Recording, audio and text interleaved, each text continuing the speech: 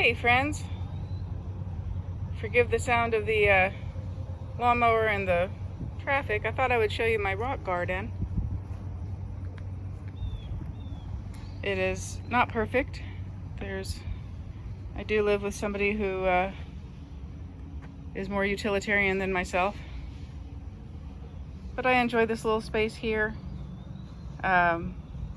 It was built in part because my sister-in-law got a shipment of the wrong color gravel, and I was like, oh, I'll take that.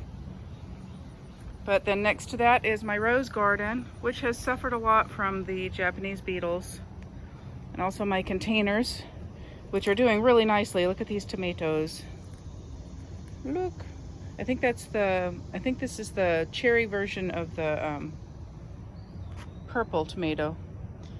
And these are the squash vines that have survived, but they're not thriving. I think squash vines just don't like me. And I've got my boxwoods here that help protect the rose from deer. Now this, I guess because it's lower down than the other rose, which is up high, this guy's suffered a lot more from the Japanese beetles. It's just mangled the flowers. They get in there and they chew and chew and chew. Oh, there's some right now.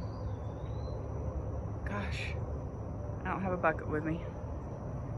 But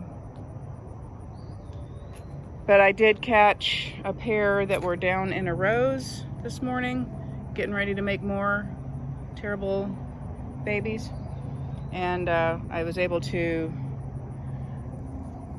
pick it, squish it, and put it on the ground and crush them with my feet. Stomp, stomp.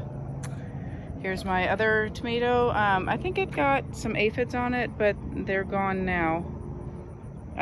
This one has just been a little slower to grow. Again, the squash is alive. My tansy,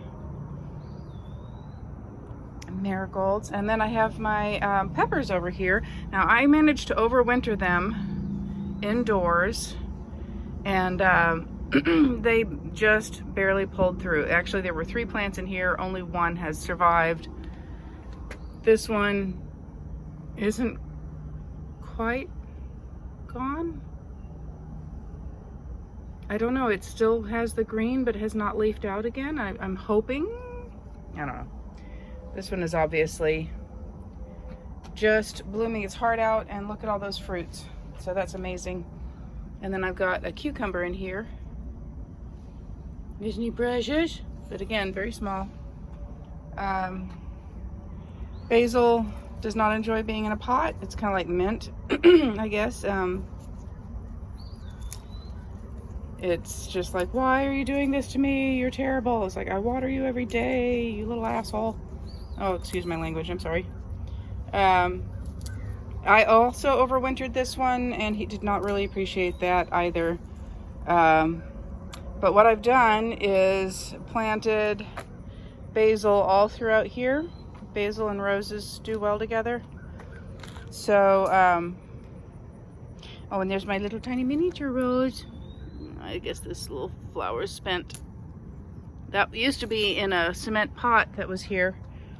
And I had 2 of them, and the polar vortex killed one of them, but that one survived. So I thought, you know, I bet you he'll be happier in the ground. So he's in the ground now. But yeah, so that's the rock and rose garden.